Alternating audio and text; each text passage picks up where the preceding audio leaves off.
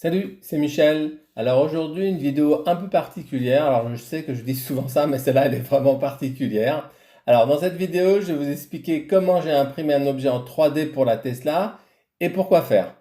Alors je sais pas vous, mais moi, ma femme, depuis le premier jour où on a reçu notre Tesla, se plaint du fait qu'elle a de l'air sur elle et elle aime pas trop quoi. Alors on a beau splitter le flux d'air en deux, donc un à droite et un à gauche, mais il y a quand même malgré ça quelque chose, enfin il y a de l'air qui lui arrive en face. Alors si vous avez une Tesla, vous savez que lorsqu'un passager est assis à côté de vous, bah, vous ne pouvez pas couper la clim du passager. Alors que quand vous êtes tout seul, la clim du passager elle est bien coupée. Donc à partir du moment où il détecte sur le siège quelqu'un est assis, il met la clim et vous ne pouvez pas la désactiver. Alors pourquoi vous ne pouvez pas la désactiver? J'en ai aucune idée puisque la fonction existe, puisque quand il n'est pas là, vous pouvez. Mais je ne comprends pas pourquoi c'est pas possible de la couper. Si quelqu'un a une réponse, alors là, je serais prêt à écouter la réponse parce que je suis vraiment curieux de savoir le pourquoi. En tout cas, j'ai fait une vidéo qui parle de la clim où je parle de ce problème. Donc, si vous voulez, je vous mets le lien si jamais ça vous intéresse. Alors, j'ai cru longtemps que c'était un bug et j'ai toujours cru qu'une mise à jour allait régler ce problème. Mais après 2 ans d'utilisation, bah, je désespère, c'est sûr. Il n'y aura pas de mise à jour pour régler ce problème, quoique avec Tesla, il ne faut jamais dire jamais. Mais bon, en tous les cas, c'est pas là pour le moment. Moi, perso, je trouve qu'il aurait mieux fallu régler ce problème-là plutôt que changer la taille des flèches des clignotants. Mais bon, apparemment, on n'a pas tous les mêmes priorités. Alors, après beaucoup de recherches, d'abord, j'ai vu que ma femme n'était pas la seule à être dérangée par ce flux d'air, puisqu'il y a beaucoup de messages dans des forums donc, qui parlent de ce semi-bug-là où on ne peut pas couper la clim. Et j'ai bien sûr cherché sur Amazon et sur AliExpress et sur des sites qui vendent des pièces pour les Tesla s'il n'existait pas déjà un cache tout fait, mais en fait, j'ai rien trouvé. Par contre, ce que j'ai trouvé, c'est que j'ai trouvé dans un forum américain où quelqu'un a fait un cache avec une imprimante 3D pour éviter justement d'avoir le flux d'air en face pour sa femme. Alors, je vous avoue que mes connaissances en imprimante 3D étaient zéro, hein, vraiment nul. Je connaissais rien. Donc, j'ai regardé quelques vidéos pour essayer de comprendre comment ça marchait. En fait, c'est pas si compliqué que ça. C'est comme une imprimante papier, à part qu'on imprime en 3D. Donc, c'est pas plus compliqué que ça. Alors, pour moi, le plus dur, ça a été de trouver une imprimante 3D. Donc, je cherchais parmi mes connaissances et en fait, j'ai trouvé quelqu'un qui avait une imprimante 3D. Donc, ça m'a bien aidé.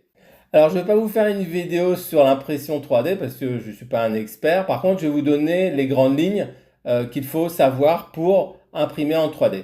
Alors, pour imprimer un objet 3D, il faut un modèle. Donc, il faut absolument un modèle, sinon vous ne pouvez rien faire. Alors, les modèles, il y a plein de sites qui sont spécialisés dans les modèles. Vous allez sur ces sites-là. Je vous mettrai le lien dans les commentaires. Vous tapez ce que vous recherchez.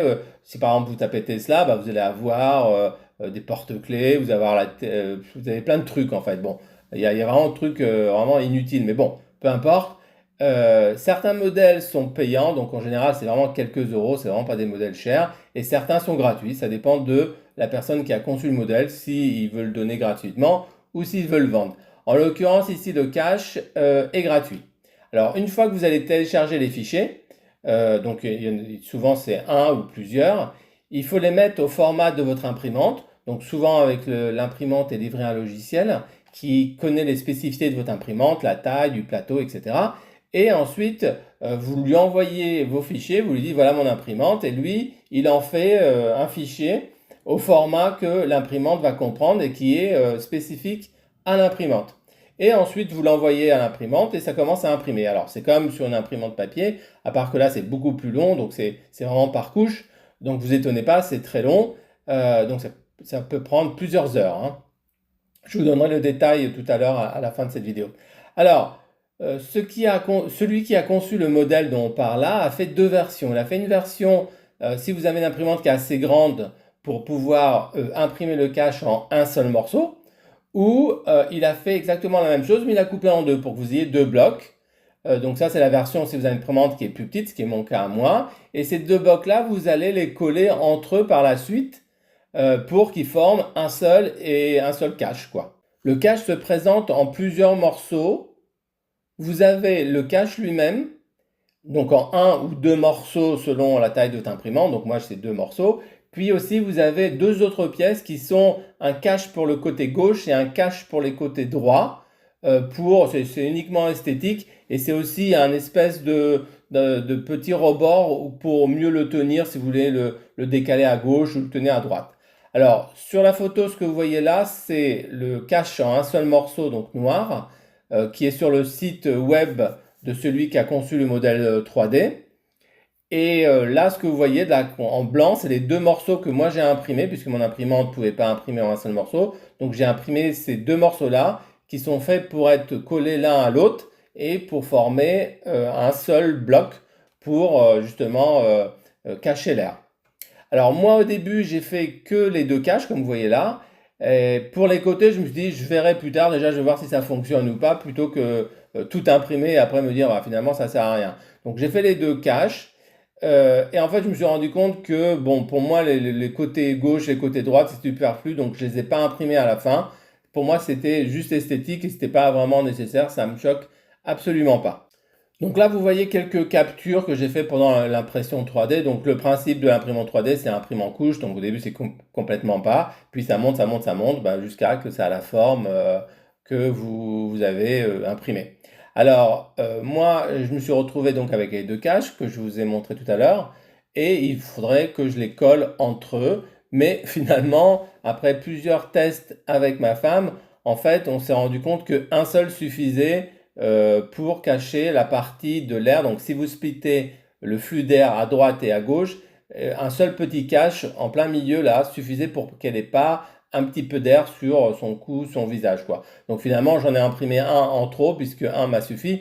Mais bon, à vous de voir, moi je vous conseillerais d'en imprimer qu'un. Regardez comme moi si ça vous suffit et si ça vous suffit pas, ben en fait vous collez l'un à l'autre et là vous aurez un super cache comme le noir qu'on a vu tout à l'heure sur le site. Alors on peut voir dans la vidéo que même si on split en deux le flux d'air, il y a quand même de l'air au milieu qui passe. Parce que c'est pas complètement fermé hermétiquement, il y a quand même de l'air en permanence. Alors que dès que je mets le cache, vous pouvez voir que là, par contre, l'air ne passe absolument plus. Et donc, on voit bien que le morceau de laine là ne bouge quasiment plus. Alors, le cache a été fait pour une Tesla 3. Alors moi, sur le coup, je me suis dit, est-ce que ça va marcher sur la Y? Je pensais que cette partie-là des Tesla était identique, mais apparemment non. Ils n'ont pas exactement les mêmes dimensions. Apparemment, il y a une toute petite différence, ce qui fait que le cache ne rentre pas parfaitement, mais bon, comme vous le voyez sur la photo, ça rentre bien, ça se clipse bien. On peut le bouger de droite à gauche. C'est juste que il n'est pas aussi fluide qu'il devrait être. Alors, est-ce que c'est mon impression ou est-ce que c'est parce que la Tesla Y est différente de la Tesla 3? J'en ai aucune idée, mais en tous les cas, mes deux caches, que ce soit l'un ou l'autre, pareil, donc j'arrive à les mettre, j'arrive à les clipser, mais selon leur position, des fois, ils se déclipsent. Voilà, donc à vous de voir. Alors, si vous n'avez pas d'imprimante 3D, il existe des sociétés sur le web à qui vous envoyez votre modèle, donc vous envoyez tous les fichiers, ils vous font un devis par rapport à ça, et si ça vous convient, ben en fait, ils vous l'impriment et ils vous l'envoient par la poste. Alors, vous choisissez la couleur. Bon, là, il y a de grandes chances que si vous faites appel à un professionnel, il ait une grande imprimante, donc il n'est pas nécessaire de couper le cache en deux comme moi je l'ai fait. Donc, à vous de voir, mais je suis sûr qu'ils vous expliqueront ça dans le devis. En tous les cas, faites attention, n'envoyez pas tous les fichiers. Si vous décidez de faire en un seul morceau, il faut envoyer que le fichier d'un seul morceau. N'envoyez pas les deux petits parce qu'ils vont vous faire et le grand et les deux petits. Donc en théorie, si vous voulez faire le même cache que moi mais en un seul morceau, il faudrait envoyer le cache un seul morceau et ensuite les deux côtés pour le côté esthétique si vous voulez. Donc 3 fichiers en tout. Voilà, quand je vous ai dit que cette vidéo était originale, je pense que je ne vous ai pas menti. Alors j'espère que cette vidéo vous a plu. N'hésitez pas à mettre dans les commentaires vos expériences, astuces, questions ou même pourquoi pas un modèle 3D qu'on pourrait imprimer. N'hésitez pas à vous abonner à ma chaîne pour savoir quand je publie de nouvelles vidéos. Je vous dis à bientôt et soyez prudents sur la route.